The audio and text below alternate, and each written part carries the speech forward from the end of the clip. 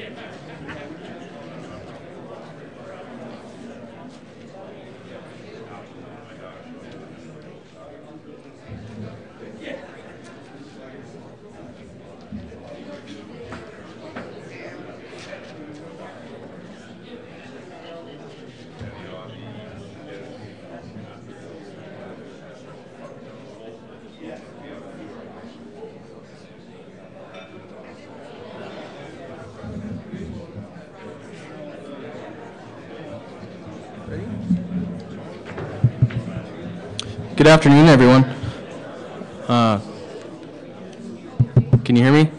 Everyone can hear me? Welcome to SUMA Convention, everyone. This is your first session of the day. It's called Today's Saskatchewan. I need to do some little housekeeping things before we start. So I'm supposed to remind you that on page 41 in your handbook is where all the emergency exits in the building are. So if you could look at that and find your way out if there's a fire. This session is being audio recorded. It'll show up on the SUMA website the week of February 17th for you to look at. So when you're asking questions, if you could go up to the mic, say where you're from, your name, and speak very clearly into the microphone. Our presenters today for this session, Alistair McFadden from the Ministry of Economy. He's the Deputy Minister of Labor Market Development with the Ministry. He leads the team responsible for coordinating labor market programs and services to meet the needs of the economy, such as basic education and training for adults, employment service and immigration, and integrated planning across government and with external partners. Holy, it's a big role you got there. Alistair studied at the University of Saskatchewan and graduated with a degree in biochemistry and psychology, and a master's degree in brain and behavioral psychology.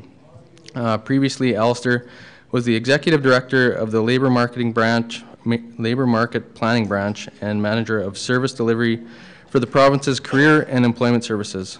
While working for the Ministry of Social Services, he was awarded the 2008 IPAC New Professional Award for Excellence in Public Administration.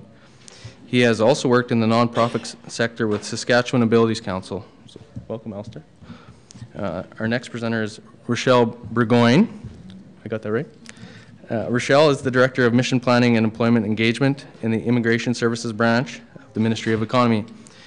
In this role, she leads a team responsible for working with Saskatchewan employers to facilitate the attraction of skilled workers from around the world as part of the provincial commitment to support labor market development through workforce attraction. A graduate of the University of Calgary, Rochelle began her career in the private sector marketing communications before joining the Government of Saskatchewan in 2010. She has been fortunate to work as part of a team that received the Premier's Award for Excellence in Public Service for Quality Service in 2012 and again in 2013. And our third panelist is Patricia Jackson. Patricia is a semi-retired teacher who has a passion for language and literacy. Patricia moved to Kipling 29 years ago and has played an important role in the community. Patricia is currently serving as a councillor and has been a member of council for many years, including once as a mayor. In addition to her council duties, Patricia is a volunteer and advocates through the Kipling and District Lions Club, her church, drama club, and with the Moose Mountain Literacy Group. So please welcome our panelists. I believe they will take questions throughout their presentation. So I'll turn it over to Elsa.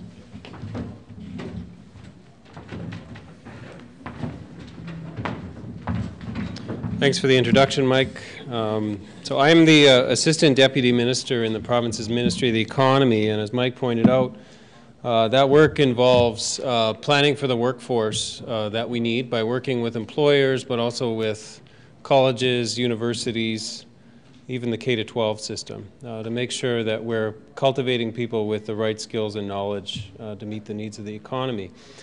So I'm going to show you some slides that give some of the official statistics from the federal government, from Statistics Canada, but I am interested, as we talk this afternoon, in your own experience. I expect that there will be some questions from your own local communities.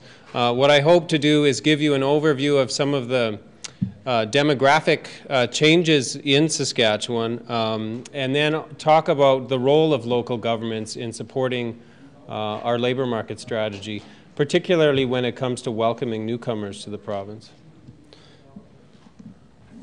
So the first slide is an illustration of where we've seen some of the most significant population change in the province. The darker colors represent positive population growth. Where you see things in orange, that's where we've seen the population fall. And so this is based on the changes in population between 2006 and 2011. And what you'll note is that there's a bit of a blue band. We sometimes call it a sash of growth that goes from the area around Lloydminster down towards Estevan in the southeast of Saskatchewan. I don't expect there will be any surprises there. That population trend happens to align with where we've seen some of the most significant economic growth at the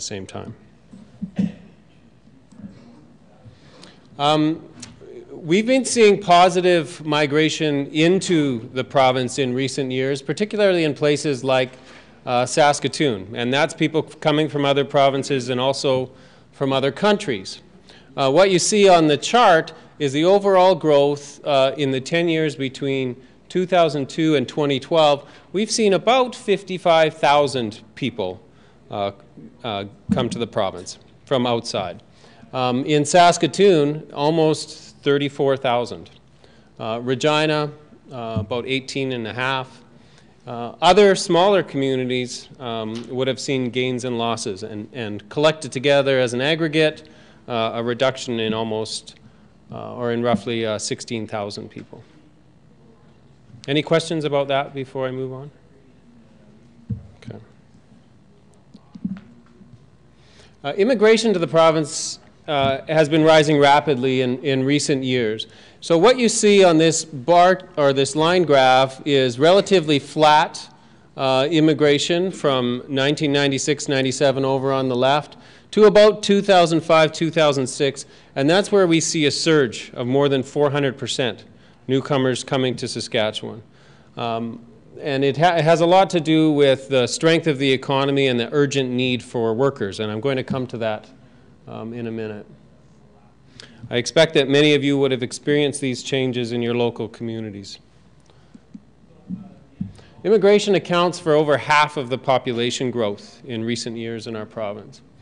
And what you see in this bar chart is the percentage of population growth that can be attributed to new Canadians coming to Saskatchewan. So in 06-07, over on the left, it's about a third, 32% at that time of the population growth was the result of immigration. In 2011-12, where we happen to have the latest statistics in this case, it's about 54%, so more than half. And that will vary depending on which community you talk about, but it's a pretty significant change in just a few short years. Immigration's been central to the growth in most regions. What you see in the table is a description of the population change, total immigration, and then immigration as a proportion of the overall change between 2007 and 2012, so a 5-year span. For Saskatchewan, we've seen a population change in those 5 years of about 80,000 in those 5 years. 46% of that has been the result of immigration. And then for different economic regions, you can see some variation. And it also, I think, is related to some of the economic growth in some of those same regions. So the Moose Mountain region, which would be in the southwest, 24% of the population change is linked with immigration. Down to the bottom, in northern Saskatchewan, where it's about 2%. Regina and Saskatoon are on the bottom. For Regina, it's about half. For Saskatoon, it's about 40%.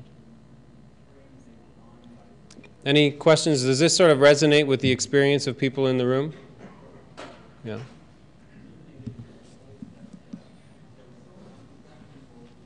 So overall, we're seeing that immigrants represent a greater share of Saskatchewan's population, particularly in those census metropolitan areas, the bigger communities. And among the major centers, so you see them listed on the bottom of that bar chart, Swift Current had a larger immigrant share of the population growth than the province as a whole. So Saskatchewan over on the left, 7.8% of the share of the overall population. And then you can see Saskatoon is about 12%. Same is true roughly for Regina. Swift Current, 8.5%, and then we see Yorkton, 4.5% over on the right.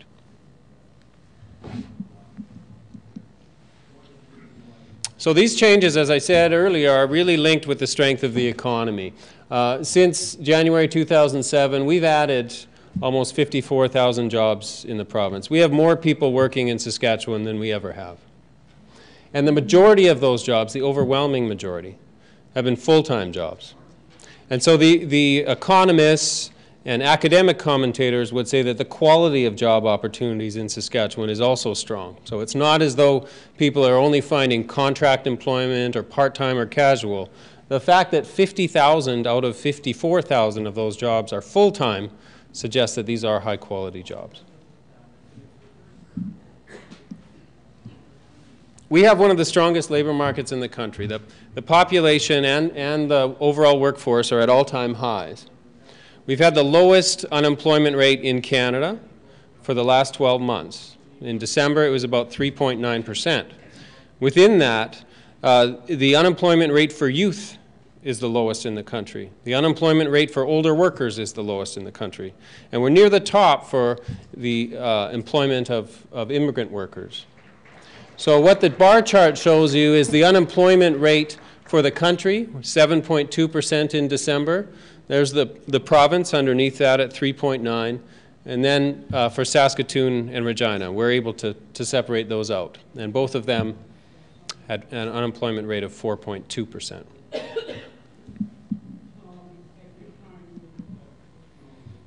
Looking ahead, we expect about 95,000 jobs to be created in the province between now and 2017. Most of those jobs, about 2/3, are going to result from an aging population. Most of those jobs are going to result from people moving towards retirement. And what that means is that as people retire, we're going to see job opportunities across all sectors and all industries as people leave those jobs. But in the workplace, that means that you're not just looking for skilled workers or sometimes less skilled workers, you're looking for experienced workers too. Because it can be very difficult for a business owner to replace a skilled and experienced retiring worker with someone who's brand new to the workforce and has no experience. So the urgent demand in Saskatchewan is not just for skills, but for people who have 5, 10 years experience who can really hit the ground running. And from a labor market perspective, that creates some challenges for our colleges and our university system, where you see them placing a greater focus on things like internship programs and co-op placements and work experience, so that people aren't just learning in the classroom. We want to see them learning on the job. We want to see them graduate with some credibility and some references that allow them to move into employment because they know what employment really is. So what you see in this bar chart is where we see growth as a result of what's called attrition, which is people leaving the workforce. That's in the dark blue. And the lighter blue, which is over in the left, that's growth that's the result of new businesses or expanding businesses. And so the portion of the two you will see varies. If you look at construction, which is sort of near the middle bottom of that chart, you'll see that about 9 out of 10 jobs in the construction sector are not coming from growth, but they're coming because of attrition. So 9 out of 10 of those job opportunities are coming due to the age of that workforce and people moving towards retirement. The same is true for agriculture, and in areas like forestry, fishing, mining, and oil and gas, it's a different split. Roughly equal. We've got half of the jobs coming as a result of attrition, half of it coming as a result of growth in the resource sector. Any questions about this before I move on? Okay. What we've been working on in collaboration and in consultation with businesses and industry associations and local chambers of commerce is trying to build a labor market strategy that anticipates some solutions to the constraints that we have. So again, we're looking for skilled and experienced workers, and we're looking for a significant number of them in a hurry. If we need 95,000 workers between now and 2017. And so we've described what we think are the 4 main pillars of that strategy. The first is to make sure that we're developing people with the right skills and competencies so that they can be successful in the workforce. So that includes not just the skill development, but building their experience at the same time. So you will see the evolution of more and more work-based learning. We find in our high school system and in our basic education system that people persist and have more success graduating if we link their training programs with the workforce. So if you learn math in the context of employment, if you learn science in the context of industry terminology, it makes it more relevant to you. It's not just book learning, but it can be seen more as practical and pragmatic and applicable to real life. So we find that when we do offer people work experience, teach them in the context of a job, they're more likely to graduate and they have more success moving from graduation into employment. So that's the first pillar at the top, developing people with the right skills. And the main focus in that area right now is ensuring that our training programs and our education system is closely linked with the needs of the economy. We're trying to get employers more involved in our college system and at our universities, and even in K-12. The next pillar is retention. We want to make sure that as we're training people with the right skills and experience, we're able to give every person who can work an opportunity to participate in a growing economy. Although we continue to attract more people to the province, we do see that some people are leaving. And I don't think that that's something that we can afford. It's like filling a leaky bucket. Excuse me. Yes? What have you found? What has your data concluded as to migration tendencies? Why? Could you use the microphone? I could. The question. I'll just repeat the question then. So the question was, what have we found in terms of the reasons people are leaving? What we found, to be perfectly frank, is that we need to look at that a little bit more. But I can tell you that in the time that we've seen significant population growth, we've seen of about 100,000 people in 5 or 6 years, we've seen about 60,000 working age people move to other provinces. Sometimes they move on a temporary basis because the oil patch might be picking up. Sometimes they're moving because they're retiring to a different jurisdiction, or they're in a specialized occupation where there's limited opportunities in the province.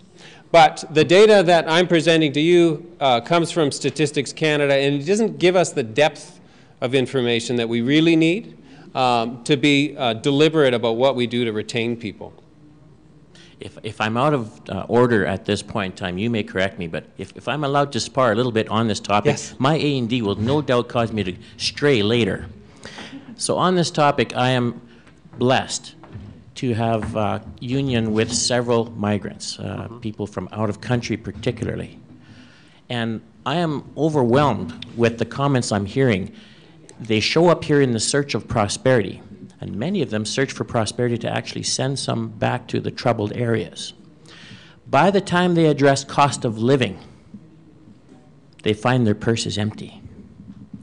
So I would put to you that one of the elements, if I may be so bold, to migrants moving on, is they're trying to find a recipe whereby they can live, but also have a little surplus to send help. So that would be my spar to you, sir. Mm-hmm.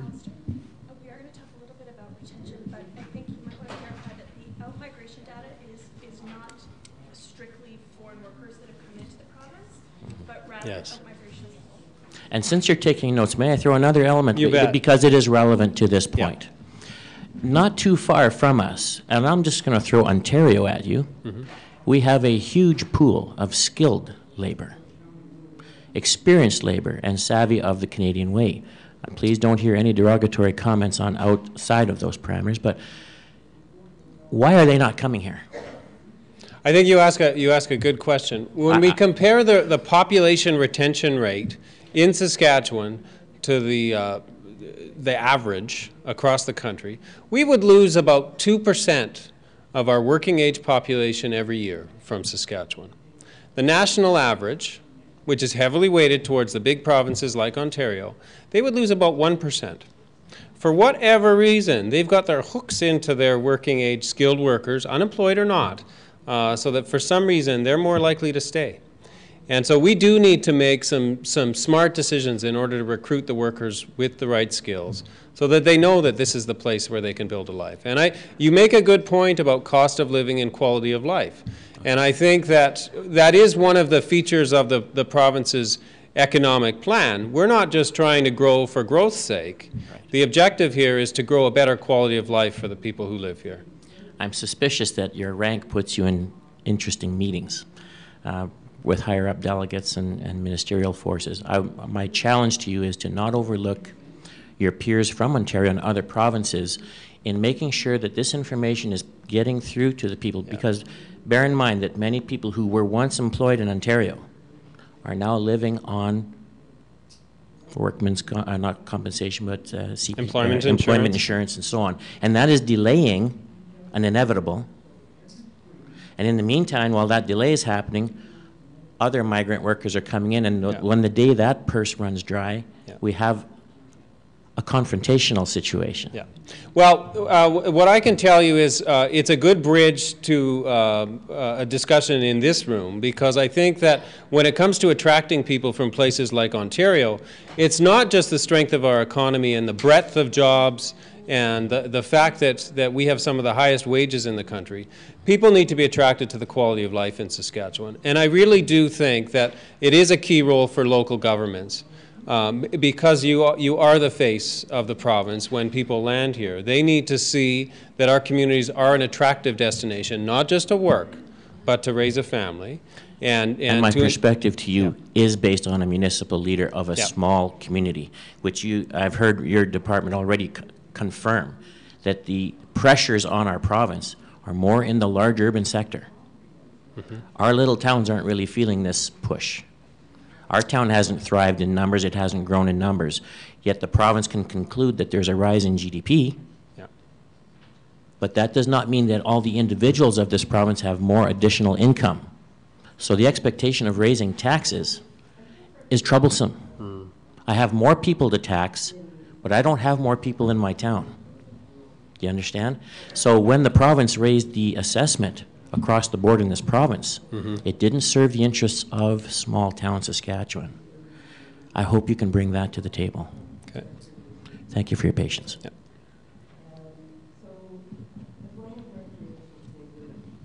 Hi. Hi.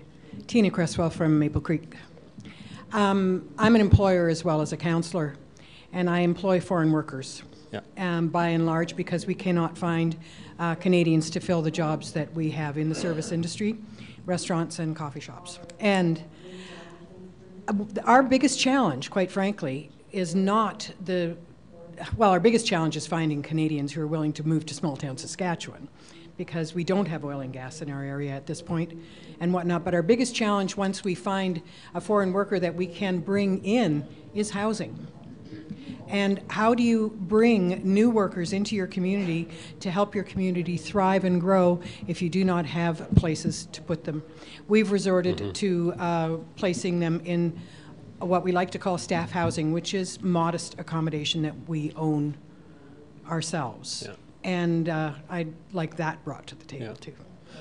Tina, I think you make a great point. Again, this is not just a challenge of attracting people to jobs. It's if we're going to bring them to communities and have them settle, you're right. They need a place to live, and it's particularly true in some of the larger communities, but even the small ones. If we don't have the rental accommodations, never mind the permanent housing availability, it's going to be hard to attract workers and ensure that it's affordable for them to establish themselves in Saskatchewan. So when we're doing labor market planning, the contemporary view here is that we're not just planning for jobs here. We need to consider all of those factors, including the availability of housing, including access to transportation.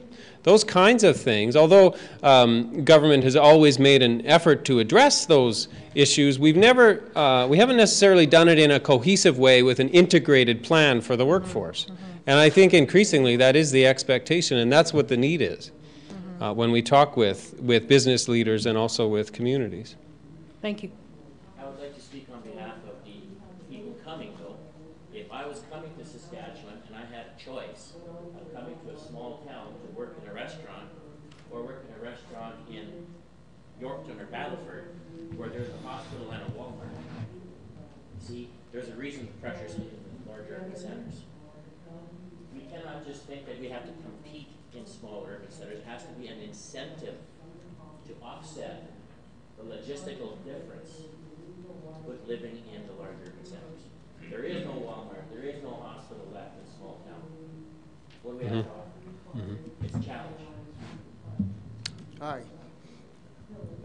My name is Gordon Yard, Town of Battleford, Councillor, Town of Battleford. And you may have mentioned it somewhere in your speech, but I'm wondering what training people get before they come to Canada. Now, before I came from England via Manitoba here, and we had some good in-service and training to prepare you to think how you're going to live when you come to Canada. You know, because I mean, you talk about skilled workers and stuff like that, but when people come here, sometimes they just can't settle in. You see? Another thing is that when I came, I asked to come to a small town. I just couldn't stand big cities, London, you know, things like that. And I asked specifically to come to a small town. And I found that when I came, I got involved. That's another thing, to get people involved in what's happening around them.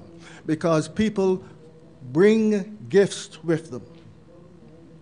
And sometimes they tend to feel that they're not worth or anything like that. But just getting involved helps the whole place, you know. I could say a lot more, but anyway, that's my main thing. Getting people properly prepared mentally for living here. Thank you. Yeah, I agree. I think you raise a good point, and Rochelle, who will talk after me, will talk a little bit about some of the settlement supports that we have to help people to integrate once they've landed. But we are finding that there is a need to do more pre-arrival, so that people are prepared when they come to Saskatchewan and they know what they have to look forward to.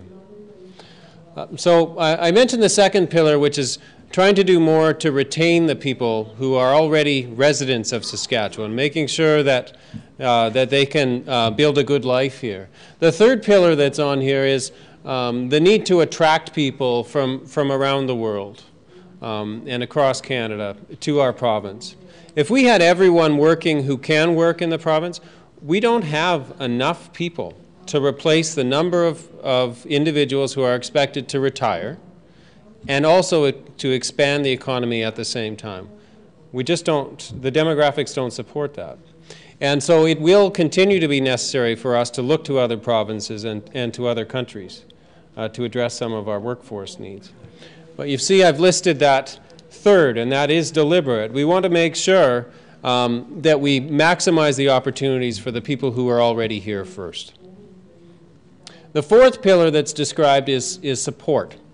And what's mentioned on the slide is that our aim is to make sure that we can remove some of the barriers that affect people's opportunity to participate in education and training, or to participate in employment.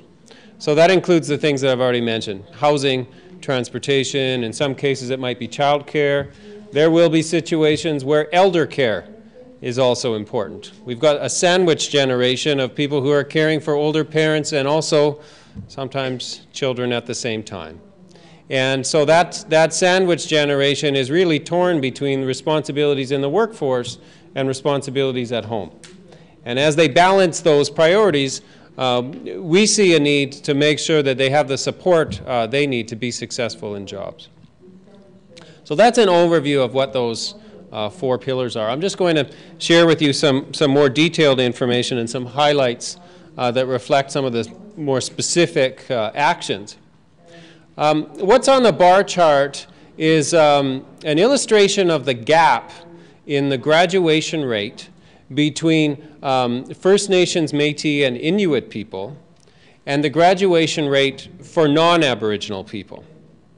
Right now, the high school completion rate for non-Aboriginal people is significantly better than it is for Aboriginal people. And so the gap just shows the difference. So on the left, what's illustrated is the on-time graduation rate. So these are people who are finishing high school with their peers. And on the right is an extended graduation rate. So they might not graduate with their peers, but a couple of years later, they do manage to complete their grade 12. And so what you see is for the gap, if we just focus on-time graduation rate, in 08-09, the difference in graduation rate for non-Aboriginal people and the graduation rate of First Nations and Métis and Inuit people was 52%. In 2012-13, it was about 47%. So the gap was closing, but very, very slowly. And what's identified in Saskatchewan's plan for growth is that we want to halve that difference. Ultimately, we'd like to eliminate it, but for 2020, we've said we want that difference to be cut in half, 20%. It's not enough long term, but it is certainly a pretty ambitious goal because the objective is to cut that in half by 2020. So we don't have a lot of time, and it's going to take a lot of effort to turn that around.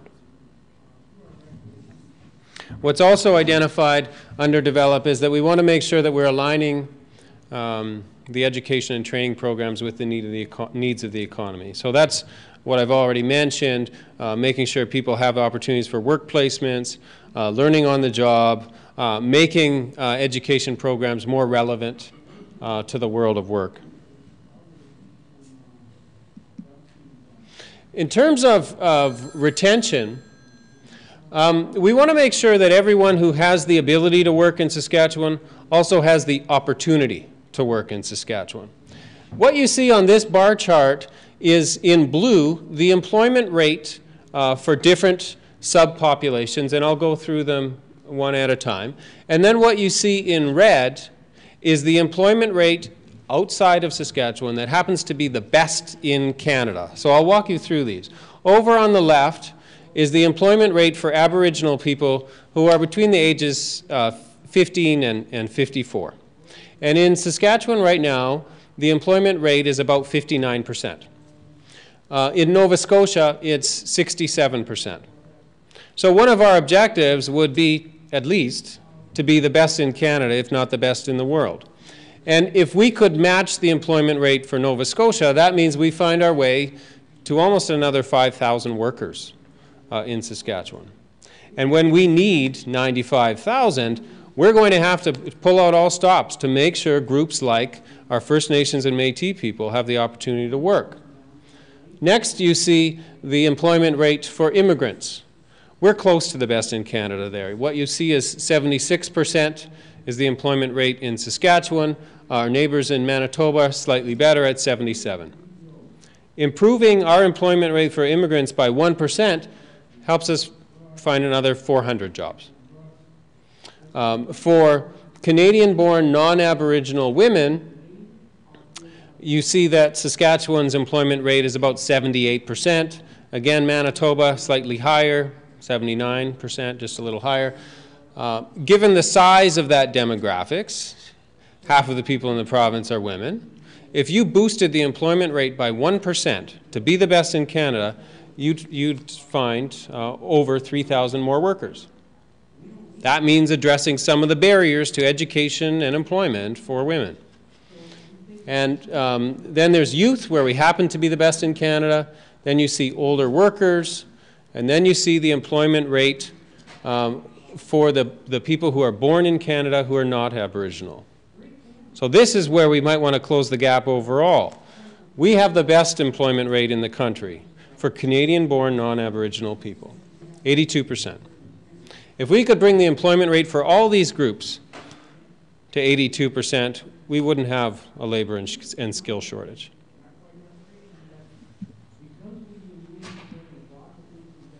In order to do that, there's a need to remove barriers to education and training for those folks. So housing, transportation, addressing disability-related needs. Now, just to dispel some myths about disability, we have a higher rate of disability in Saskatchewan than you'll find in most other provinces, but that includes everything from the subtle to the severe. What you'll find more commonly is things like back injury or knee problems or hip problems. We're talking about an aging population. And so it's going to be important for communities and for employers to accommodate people who have those kinds of acquired disabilities. Then there are things that are episodic, things like multiple sclerosis.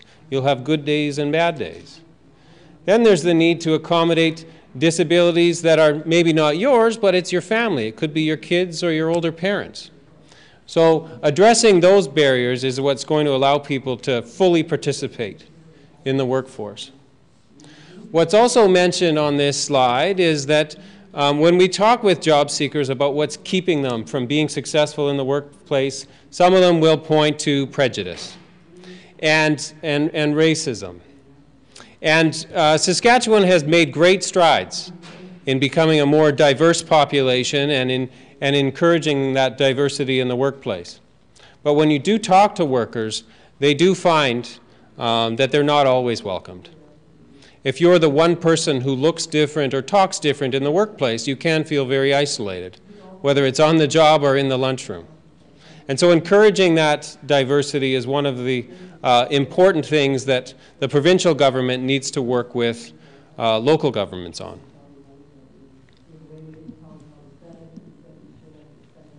On this slide, this refers to the need to continue to attract people outside the province. What you see in green, red, and blue are people coming in to the province. And then below that is where you see out-migration, people leaving.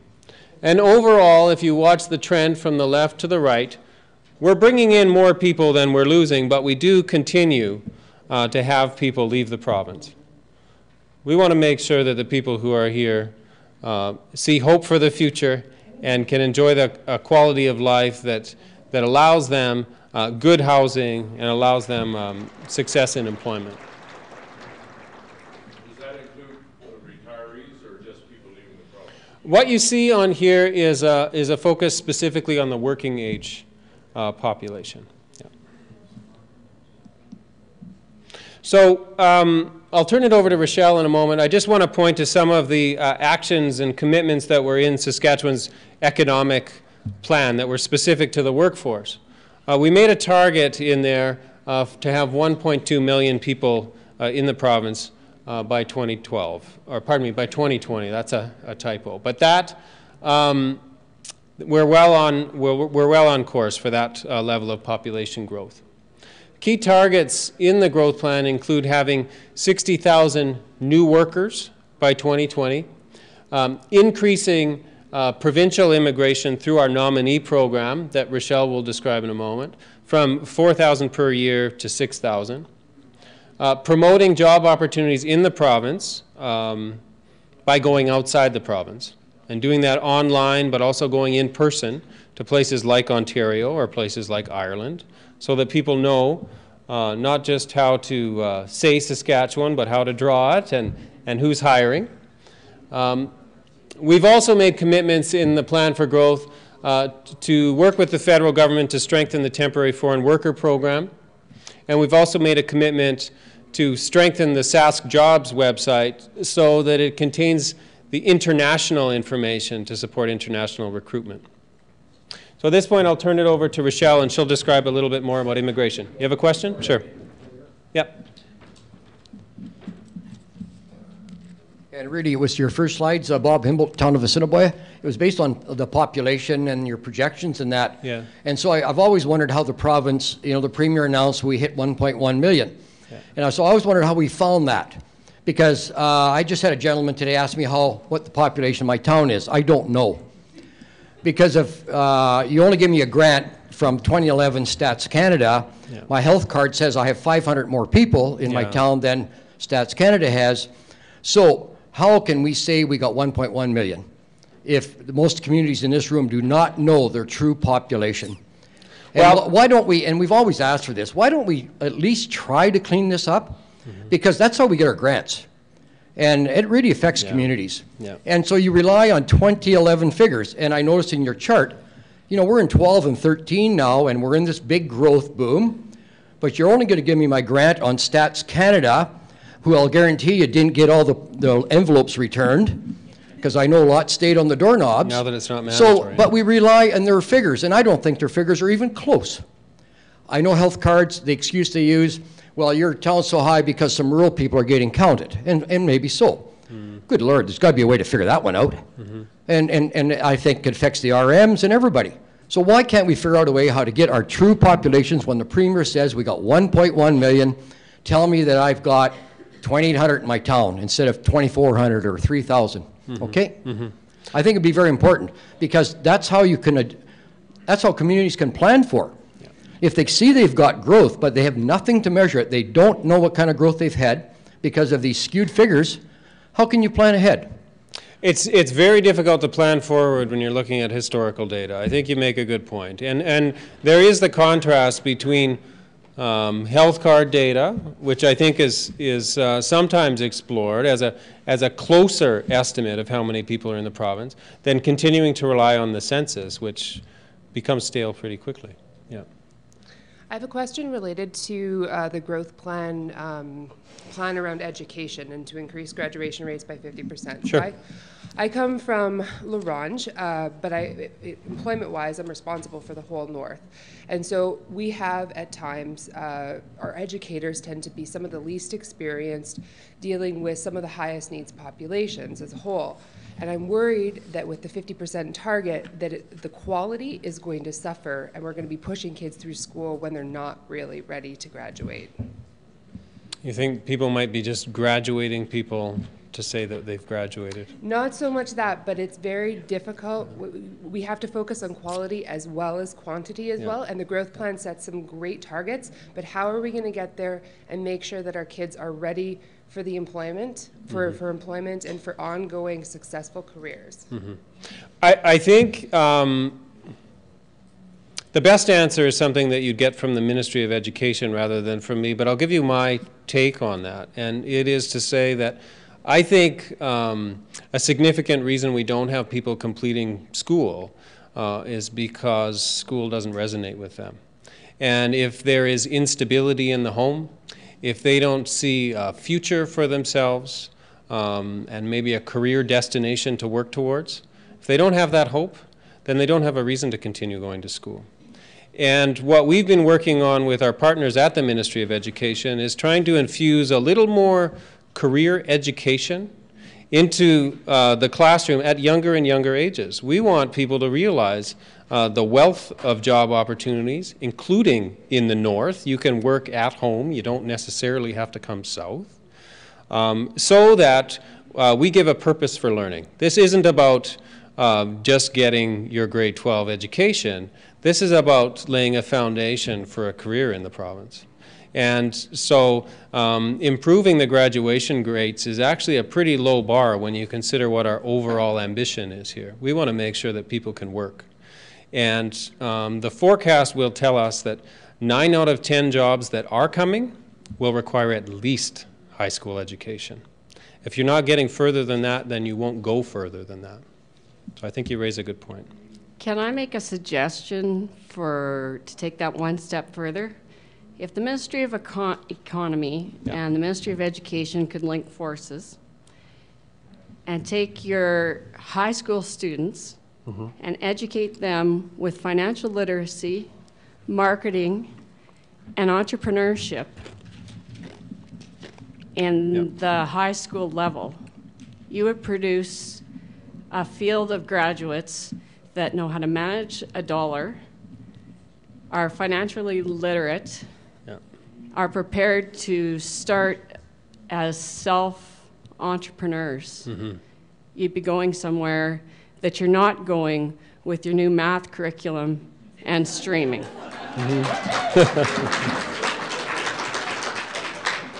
I just want to touch on something that you raised. You make a good point, but particularly when you're talking about entrepreneurship.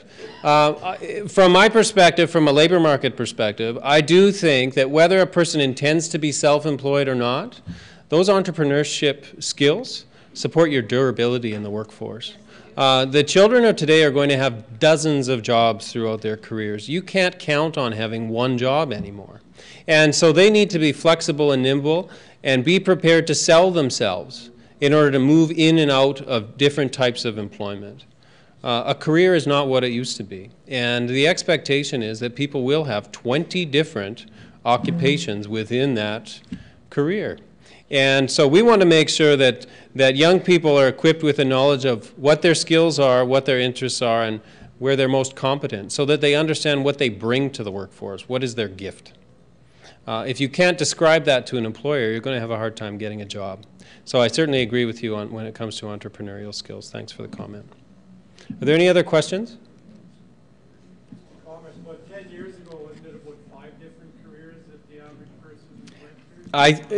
It may have been. It's the fact is that we can't predict the jobs of the future. When you think of the smartphones most of us have in our pockets and what that has meant in the last 5 years, not just for your working life, but for your vacation, jobs have changed a great deal as a result of technology and the accelerating pace of technology. Yeah. Okay, thank you for your time.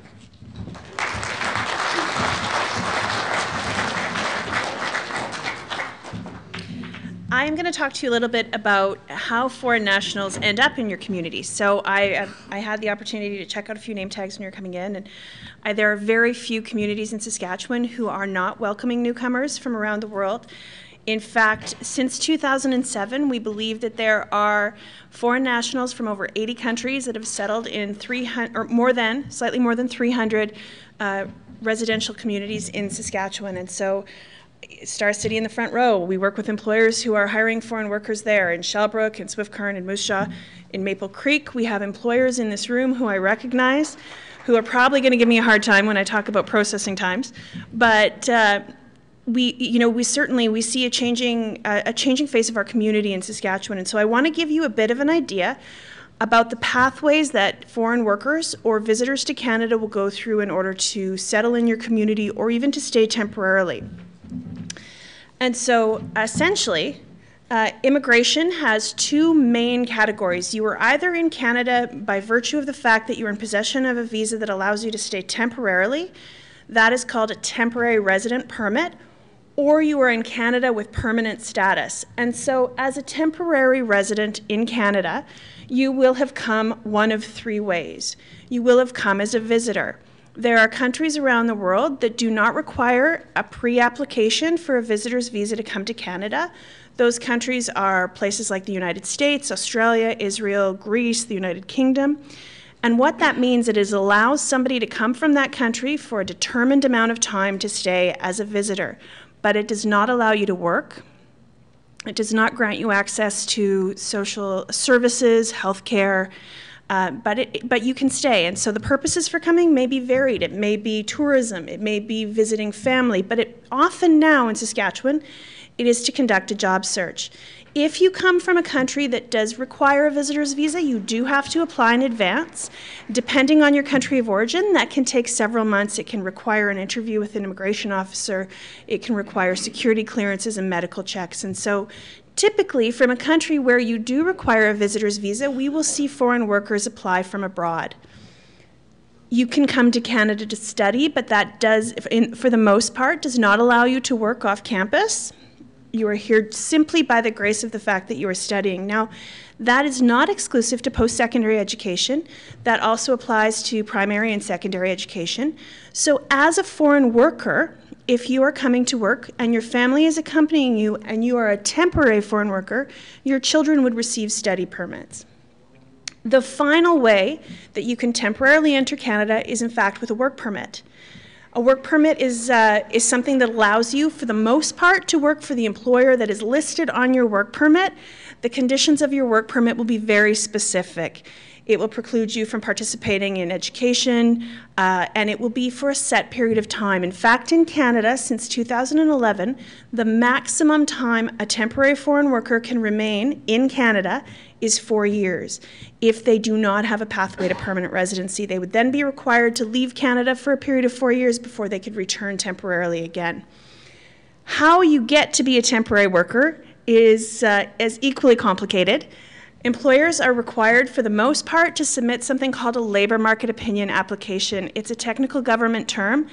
It is administered by Economic and Skills Development Canada, the former HRSDC, and it's processed by Service Canada.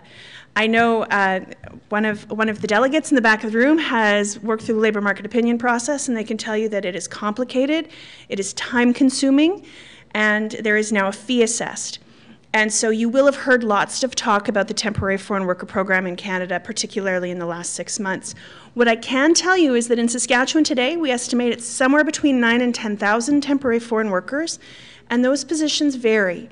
And the impetus for obtaining a temporary work permit varies as well. So you may be here as an engineer working in Cigar Lake for a period of 4 weeks a year. You would require a temporary work permit. You may be here as a hunting guide. You would require a temporary work permit. If you are an American-born member of the Rough Riders, you require a temporary work permit. If you are working with a pathway to permanent residency, you may also be in possession of a temporary work permit. And I'll tell you a little bit about how you get a labor market opinion exempt temporary work permit when we talk about the Saskatchewan Immigrant Nominee Program. But for many individuals who come to work in Canada, the objective is to obtain permanent residency and to remain. And so the transition from these categories to permanent status is possible, but the path to get there is varied.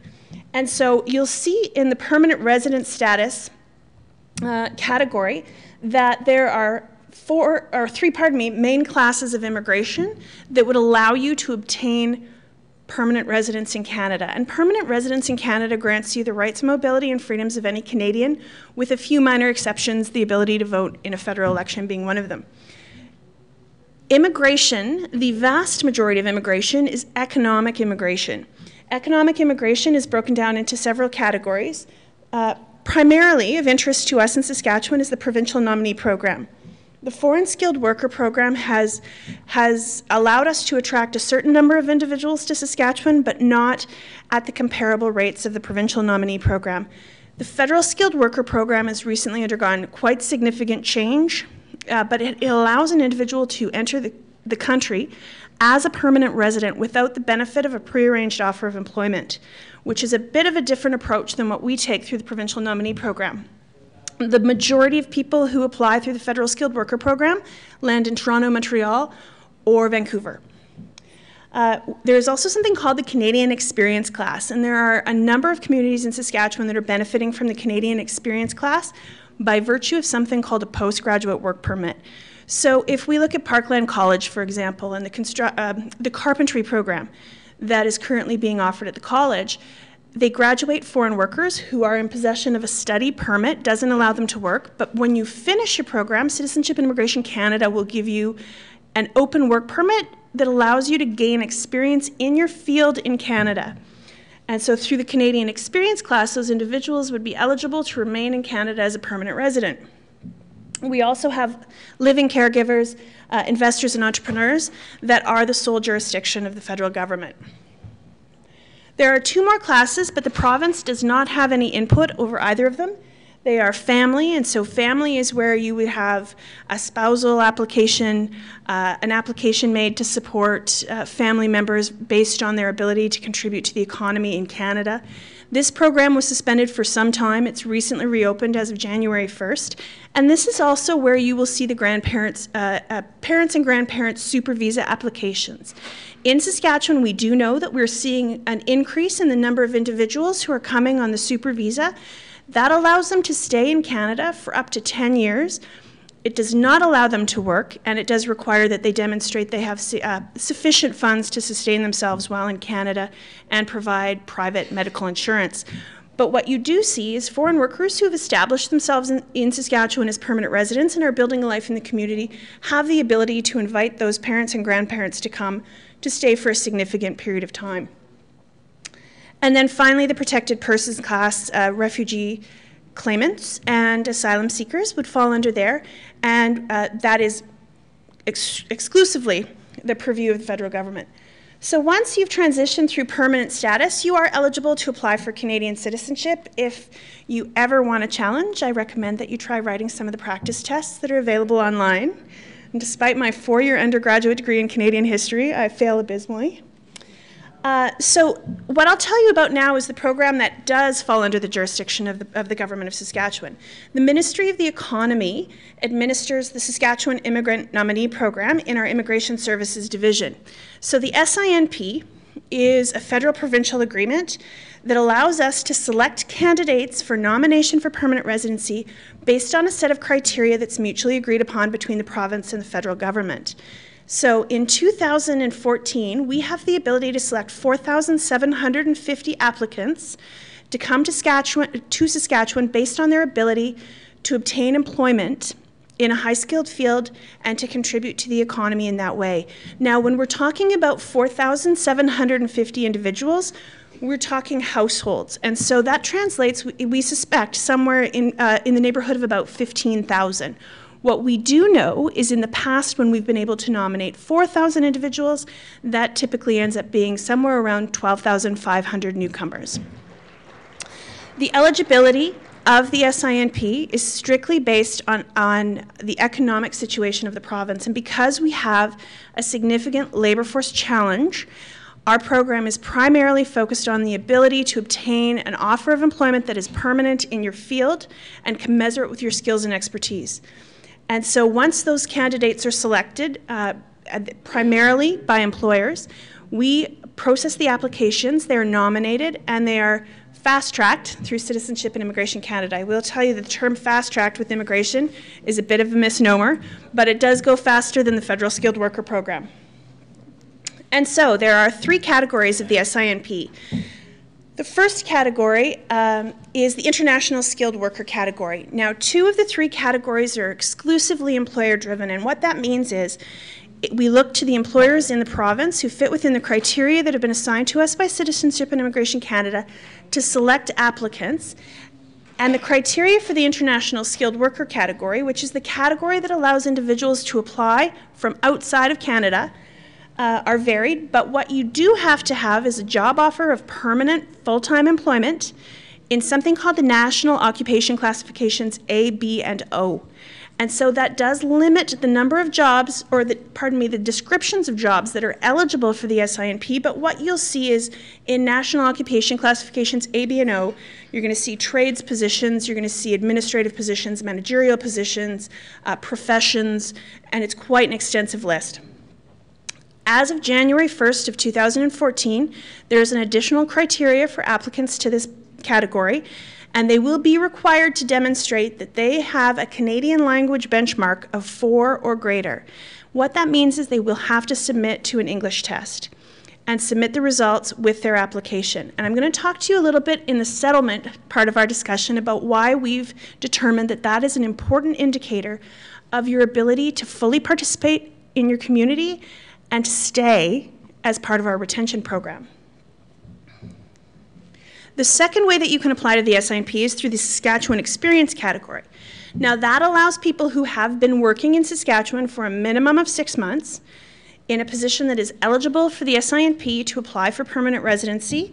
There are several subcategories: existing work permits for skilled workers, health professionals. We have 2 pilot projects that are relatively small, but they respond to very specific needs in the labor market. And so there are 400 individuals who are working either as long-haul truck drivers at an approved employer or in the hospitality sector that have the ability to apply for permanent residency after they've worked for 6 months on a temporary work permit. And then finally, students. So if you are graduating from a Saskatchewan institution with an open work permit, there is an opportunity for us to facilitate the permanent residence of those postgraduate students who are working in their field with their area of expertise and gaining experience in Canada. If you are a Saskatchewan graduate, that experience need only be 6 months. If you are a graduate from an approved institution outside of Saskatchewan, you will have to work for a minimum of 2 years. And finally, we do have an entrepreneur and farm category that allows a maximum of 250 applicants to be selected based on their ability to contribute and their net worth. However, the criteria is currently under review. It's being revised, and so the category is closed. However, we suspect it will reopen shortly. And so what does that mean about settlement and retention? The intention of the program is, as you're talking about, not simply to invite people here that can't participate fully in the community, but to invite people who have the intention to stay. And so other provincial nominee programs, we've had the benefit of learning from their experience, have struggled with retention. And so what I can tell you is that Saskatchewan in 2010 had, and unfortunately that is the most current data that we have, in 2010 had the 4th highest retention rate at 87% in the country. So what that means is 87% of immigrants that are settling in Saskatchewan are remaining in Saskatchewan. We think that's very good news for Saskatchewan and for our communities. And we are only behind Montreal, Toronto, and Vancouver. And so what you do see is the other advantage for us is that we consistently have the lowest unemployment rate amongst immigrants in Canada as well. So what that tells us is that the economic outcomes for provincial nominees in Saskatchewan are better than those for federal skilled workers in jurisdictions outside of Saskatchewan. We also know that the average earnings increase over time, and that may be because individuals who arrive in Saskatchewan by virtue of the SINP are working at skill level commensurate with their expectations. But if you are a pharmacist, for example, and you have chosen to take a job in the hospitality sector to allow you to obtain permanent residency, essentially that buys you 3 years to go through the necessary steps required to be credentialed to work in the field that you would one day like to work in. So what we do know, 95% of nominees are working at the skill level they expect within a year of arrival. And so the research that we have compiled tells us some very clear things. The factors that are most influential on retention, on our ability to keep families in Saskatchewan once they have landed here, is the extent of their ability to economically establish. That means their extent of their ability to earn a living, to participate in community life, the knowledge of the official language, their previous education, the opportunity that exists in the area where they're landing, and probably most importantly, the community support. And so we can talk at great length about the community support. We know that with an increase in population, that's put pressure on communities in a number of ways. Alistair was talking about accommodation, education. And so what we have done is establish a network throughout the province that allows us to work with municipalities and with newcomers to try and facilitate that arrival. There are jurisdictions around the world. The Philippines is the top source country for foreign workers in Saskatchewan. So Manila, for example, where foreign workers are able to participate in in-service training prior to departure, that gives them an idea of what to expect when they arrive in Canada. I have seen the Saskatchewan presentation. They talk at great length about winter clothing. And the other thing that they really focus on in the Saskatchewan presentation is the population. So simply preparing individuals for the fact that there's going to be some space around you and not to be alarmed. But once individuals arrive here, we have developed a system called the Gateway Services System across Saskatchewan. There are newcomer gateways in 11 centres. With the exception of the north, those 11 centres essentially serve a 150-kilometre radius. So the farthest you would be away from a newcomer centre is 150 kilometres. And those services vary by jurisdictions, but they are available for newcomers as a one-stop shop. The idea being that when you land, you have the ability to go to the Newcomer Welcome Centre, and they will provide you with pathways for information on obtaining your health card, for information on public transit, housing, enrolling your children in school, for information on signing up for hockey. And so the gateway services are heavily involved with the local communities, and they are supported at great length by local communities. And what the local communities do is pathfind. So they allow individuals to have the tools and resources that they need to become essentially embedded in the community and participating like anyone else. The other thing that we see is a new approach to encouraging diversity in the community and to welcoming people. And that is something that I think that our Premier has frequently said. Saskatchewan was built on its ability to welcome newcomers, and that continues to be the case in 2014. And the final thing that we talk to local governments about at great length is working with employers to prepare existing staff and workforce to welcoming newcomers into the job. And so that may, for example, be in-service training that is available to talk about cultural diversity. It may be an opportunity for an exchange on ideas. So you may see an automotive service technician coming from Tunisia into Swift Current, and they may have skills and abilities that they can contribute to the existing workforce as well. And so those are the key areas that we focus on when we're talking about settlement and retention in Saskatchewan. And that wraps us up talking about immigration. So if there's, I will tell you that my business cards are just behind the projector. So I know there are a few people that have very specific case questions about their own individual circumstances. Please feel free to grab a card. Any of you are welcome to, and we're happy to answer questions if you don't have the opportunity to get through them today. Dixon Bailey, Town of Oxbow. We're one of the towns that are growing. Yeah. And we have a fair number of Filipino new immigrants working in the town. I'd like to know, just because I don't know, the Saskatchewan program, nomination program, is that a subset of the federal program? Are immigrants coming to Saskatchewan under both programs or only under one? They are coming under all of these programs. So you have a 4,700. Yes. How many would be coming from the Foreign Service Worker Program of the federal government? We have somewhere in the neighborhood of about a little over 1,000 families that do settle permanently. Now, I work with a number of employers in Oxbow, so I can speak specifically to that region. Of the employers of foreign workers in Oxbow, the vast majority at this time are falling under the temporary work permit. And so those are individuals that, unless they make an application to the SINP, currently would only be allowed to remain for up to 4 years. Now, you'll also find, and there are certainly a number in the Oxbow area as well, farmers who are working with seasonal agricultural workers. And so those are individuals who come into Canada for typically the growing months and then return to their country of origin for the winter. And that can happen on a continual basis. Okay. Sorry, go ahead. Sorry. So individuals who are on a temporary work permit, if they meet the criteria of the SINP, they would be eligible to apply for permanent residency and then remain permanently after they've passed the probationary period of their temporary contract. Okay. Now, just another question, and I don't want to sound this as a criticism or anything, because it's not. What is the percentage under the Saskatchewan nomination program of foreign workers that are coming in the hospitality sector as opposed to other sectors? It's about, of the 4,750, the maximum that will be nominated for permanent residency this year is 300. So it'd be sorry, slightly less than 10. I'm asking about the work sector, the employment sector they're in. Yeah, hospitality. So there'll be a maximum of 300 hospitality workers come through the SINP. The vast majority of the temporary foreign workers in that 10,000 temporary foreign workers would fall under the hospitality sector. However, they do not, their contracts are temporary, so those are the maximum 4-year contracts. And they're primarily coming under the federal program? They are exclusively under the federal program, yeah. So hospitality workers in Saskatchewan that will be eligible to apply for permanent residency in Canada through the SINP will be a maximum of 300 individuals in 2014. Okay.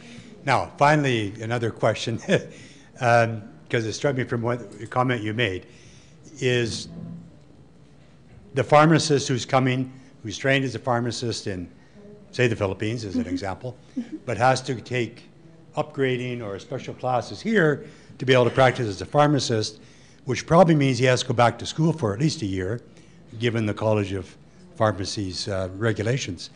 What type of assistance are given to them for doing that? There which is is a none. worthwhile thing to do. Yeah, but so as a temporary foreign worker, if you were working, we'll use the pharmacist as an example, if you were working in a position that was not pharmacy related, so for example, if you were working in a hospitality job and you have a temporary work permit, what would it would allow you to do is to write any exams that you are eligible to challenge, but you cannot take post-secondary education as part of a temporary work permit. Kind of defeats the purpose, doesn't it?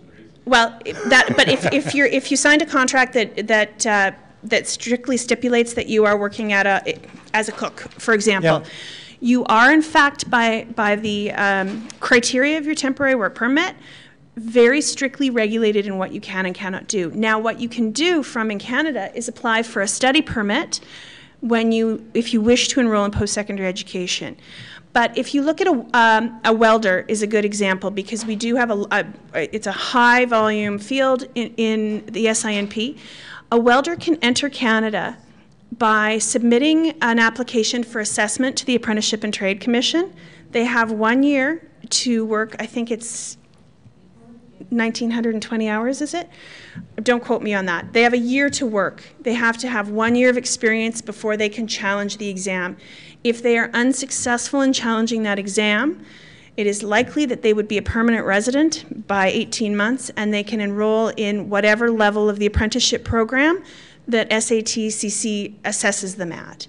Now, what we've found is the eligibility rates in the trade sector in particular of foreign workers are extremely high, and there are jurisdictions from around the world that do have a reciprocal recognition, electrician being one of them. So if you're an electrician in Australia and you're a red sealed electrician, you are recognized as a journey person electrician in Saskatchewan as well. So it really depends. The regulatory bodies all have an active role in immigration. There are very few that haven't been touched by the influx of foreign workers into Canada as a whole. However, it is very specific to the actual industry and sector that you're working in. Okay. So I'm sure that, I know it's not very clear, but... If you're studying, you can't work though, can you? No. Once you graduate, you obtain then an open work permit that would allow you to work for a maximum of 3 years, depending on your field of study. So if you took a 1 year program, you would get a 1 year work permit. If you took a 4 year degree program, you get a 3 year work permit. That allows you then to work once you've completed your studies. Sorry to come back. This area is of extreme interest and very close to my heart. I just have a comment and then I have a question. Mm-hmm. The comment is about our head chef, whose name is Noi Lim, who came to us, I guess, over 4 years ago now, from the Philippines via Colorado, who, was it last fall, was in Manila with the Premier's trade mission, and who, with four Filipino families, now owns the commercial hotel in Maple Creek. I believe a lot of that was not only his vision and his ability to relate to and embrace small town Saskatchewan, but also the support system that we have in Maple Creek, which involves an active newcomers group. It involves cultural mosaic once a year. It goes in and shows their cultural dances, their foods, everything, and that includes people who are visiting or temporary workers, whatever. Right. A big, very popular thing, and also involves a great deal of support from employers. Mm-hmm. So we're very proud of our foreign workers, and we believe our foreign workers contribute a great deal to the diversity and culture of our community. That having been said, I'm always looking for cooks, because there just aren't enough cooks in this province. I currently am looking for 2 cooks, and I have had an application from someone who is currently on a work permit in Alberta, which is about to expire. Do employers have the ability to import someone from another province who wants to come to Saskatchewan because of all of these factors in there? Yes, they do. In fact, we believe that we will be successful in filling some very critical skills vacancies in Saskatchewan based on the 4x4 rule, so the rule that only will allow foreign workers to remain for 4 years on a temporary work permit. The Alberta Immigrant Nominee Program has 5,000 available spaces. They have 85,000 temporary foreign workers in Alberta, so there just simply is not a pathway to permanent residency for all of the temporary foreign workers in Alberta. The Alberta government takes a very different approach.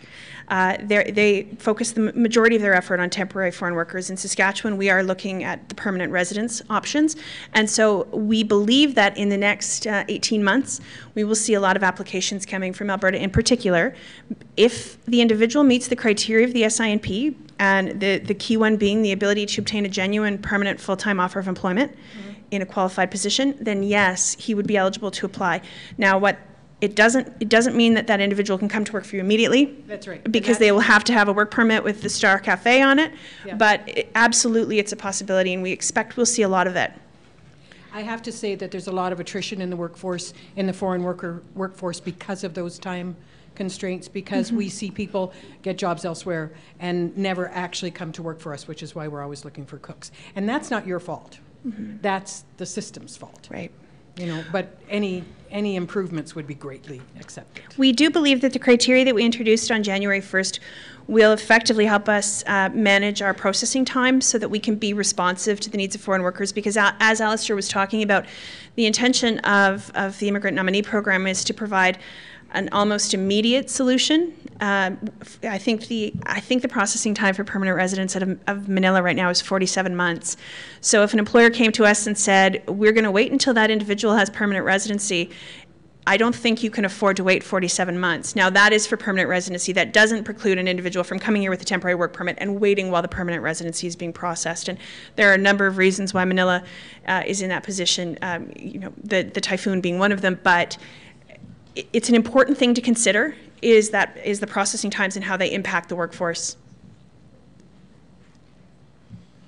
Hi, Jason Chineko, CAO, Town of Wynyard. I'm also the president of the community clinic in Wynyard.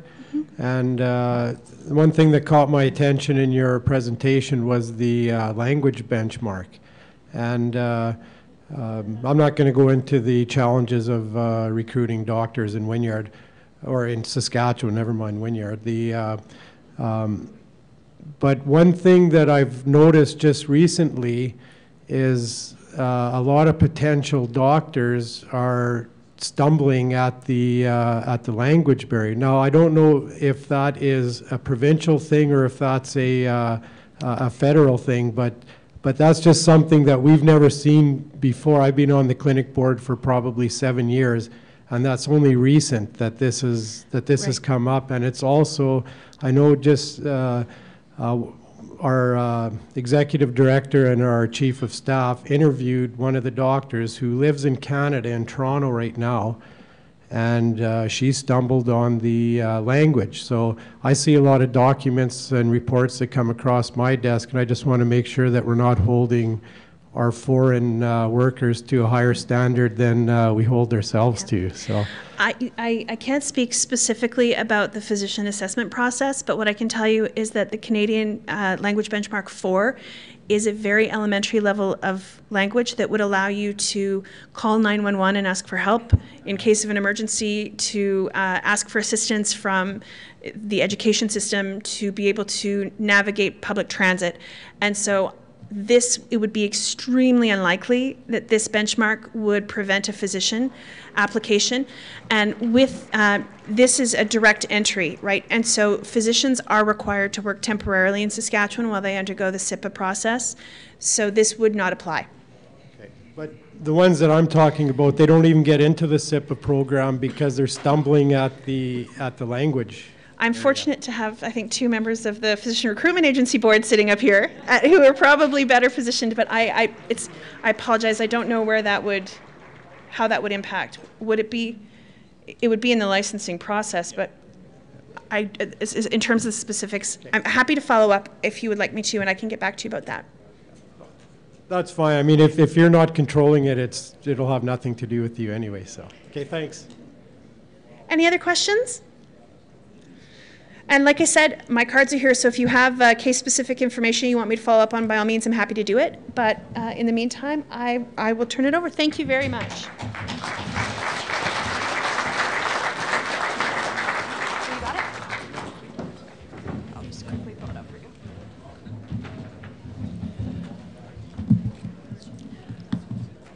This is going to seem like the fluff after all of these statistics. We're not... I don't have charts. I don't have a lot of numbers for you. What I've got is, I hope, what I've got are, thank you so much, a number of pictures and a small bit of information on what our experience in Kipling has been. Now, what we had prior to 5-10 years ago were mainly Hungarian, German, and British Isles people. Agriculture was the big industry. Now we've got an expanded agriculture. Certainly we've got grain and beef and dairy, but we also have the hog genetics through the PIC, Pig Improvement Company, that has 3 barns just to the south of Kipling. And we've also got manufacturing not that terribly far away from us.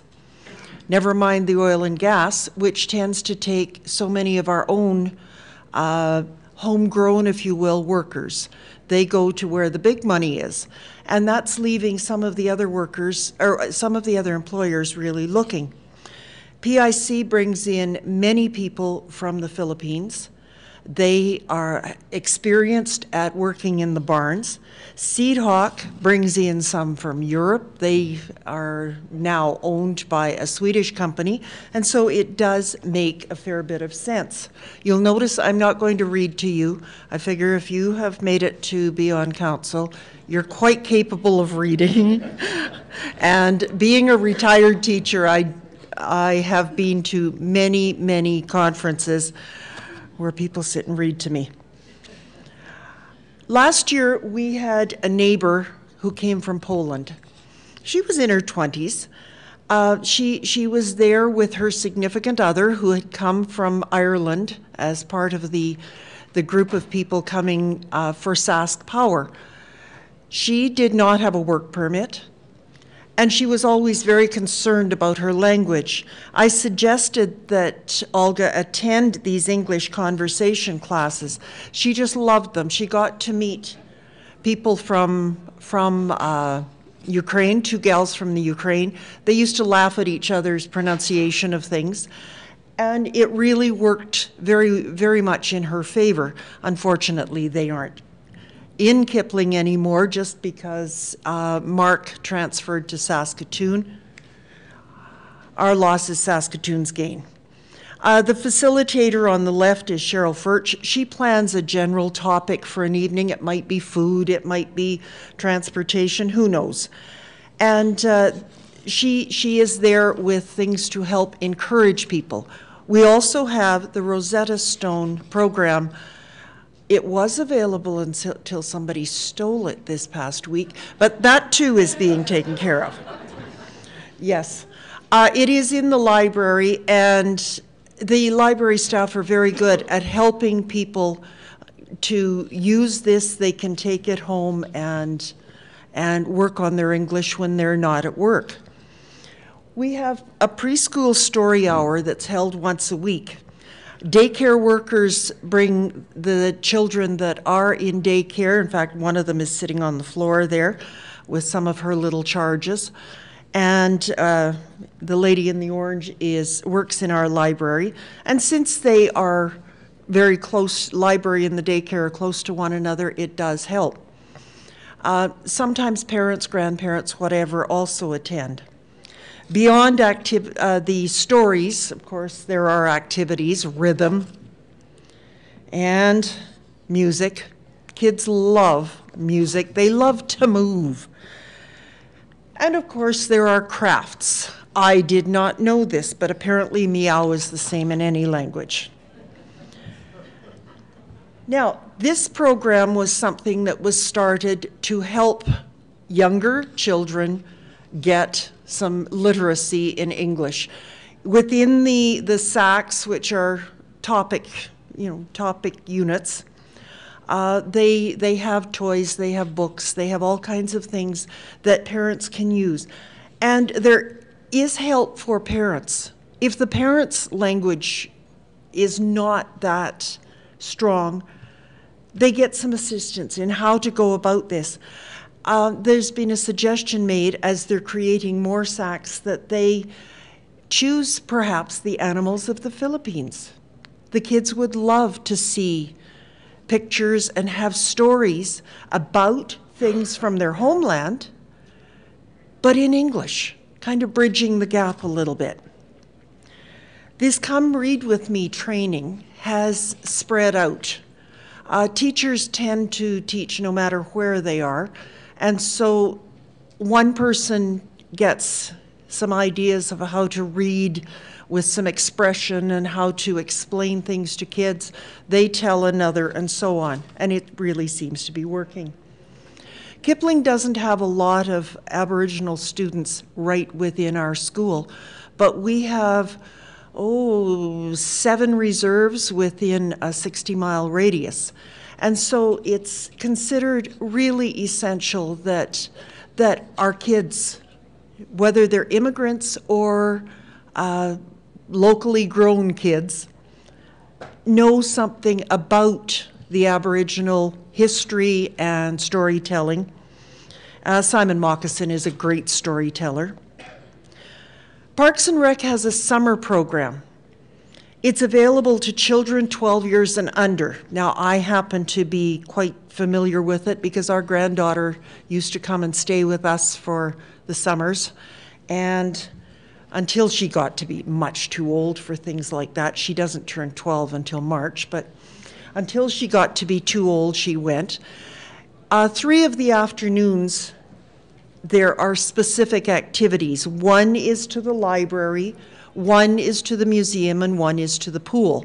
But all week long, there are activities that kids from 3 and 4 years old right up to 12 can participate in. All of them aimed at having children learn and play and have fun. And you can see from this that we've got some Filipino kids here. Sylvia Chavez was really very popular because she had the kids waving their arms in the air and hollering out at things. They just enjoyed what they were doing, but they're also learning. The Pumpkin Festival, well, what can you say? Ooey gooey fun. They had a grand time digging into the pumpkins and playing with them. We have family literacy programs that go on.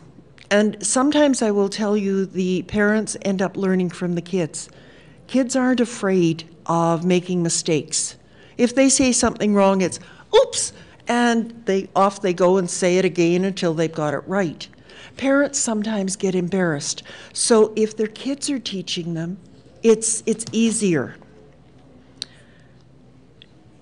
Babies love books. Now, our 40-year-old son loved to read, even when he was far too young to ever know a word, and had memorized his favorite ABC book and could tell you if you made a mistake when you were reading it. He'd stop you and say, that's not right, because books became important. They were constantly in our home.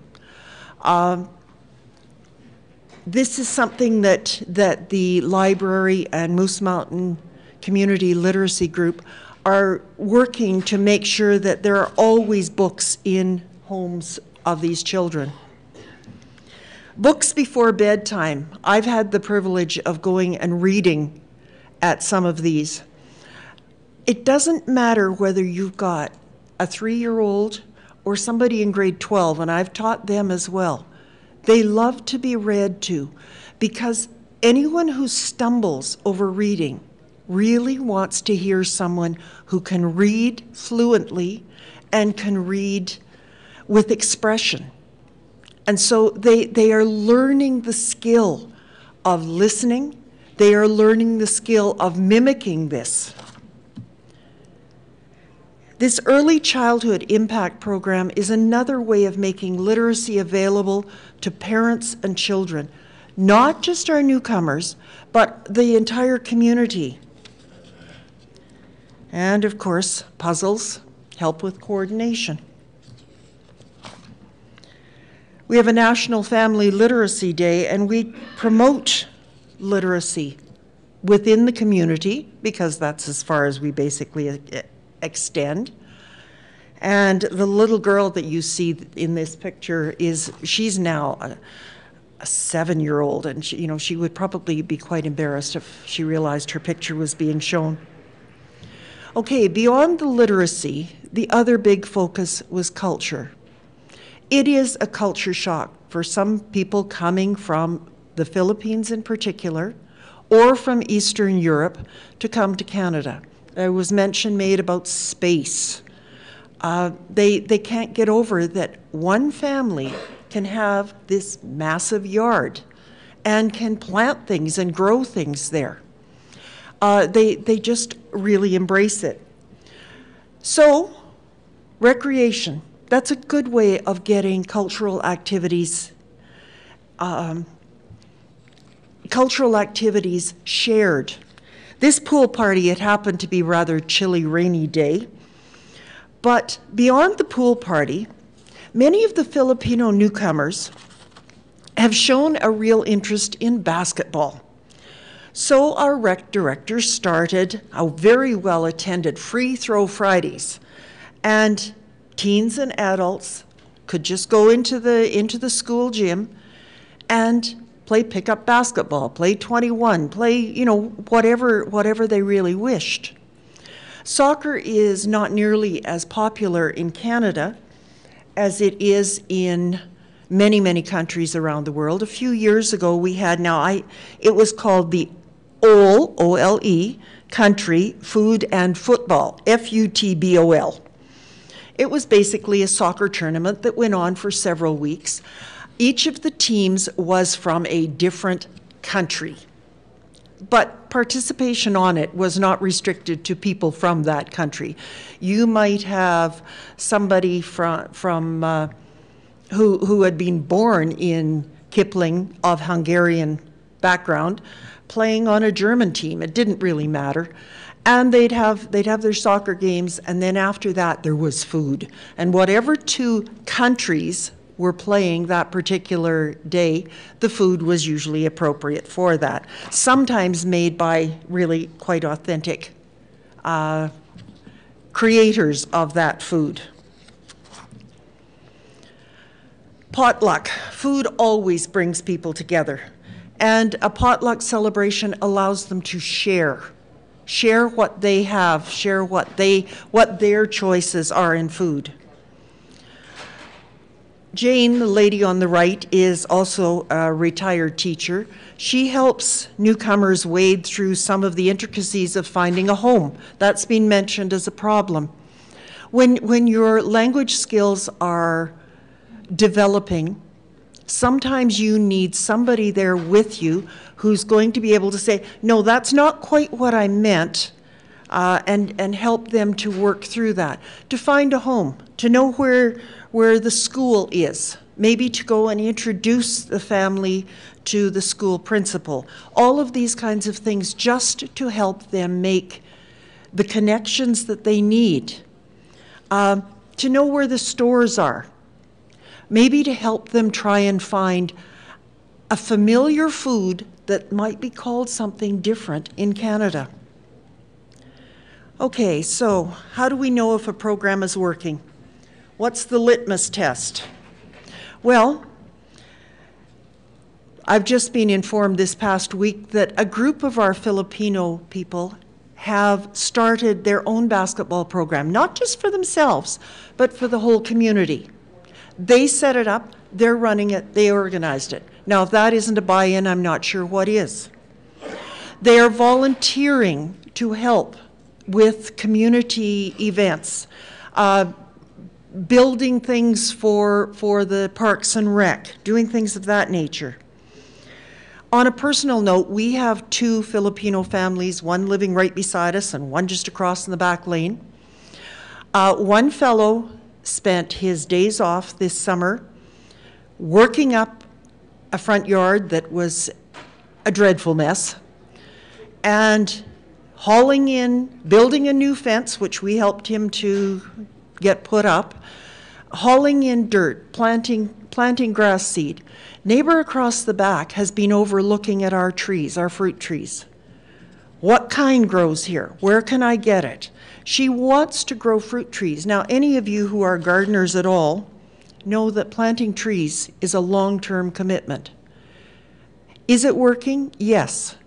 Have we got the only answer? Not a chance. But we have what seems to be working in our community to have people who were coming, working for a couple of years, and heading off to Saskatoon and Regina.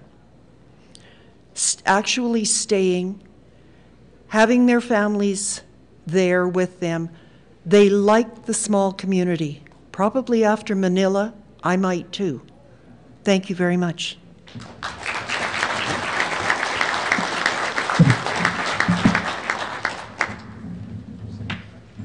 I'd like to thank our presenters for their information today. It was very well received, I believe. We ran a little over time, so it's cutting into your coffee break. I'd just like to remind the delegates that all this is being recorded, and it'll be on SUMA's website the week of the 17th. Thank you.